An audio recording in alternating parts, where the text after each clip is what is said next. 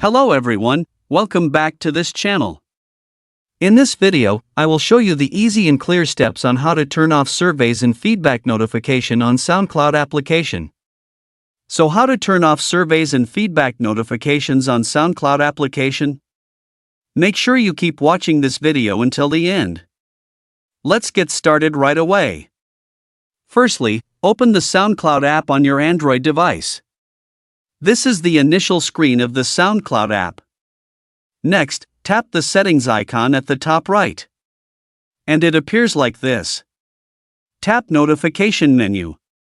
And tap Surveys and Feedback. So that's it, tutorial how to turn off surveys and feedback notification on SoundCloud application. Thank you for watching. I hope this video was helpful. See you in the next video.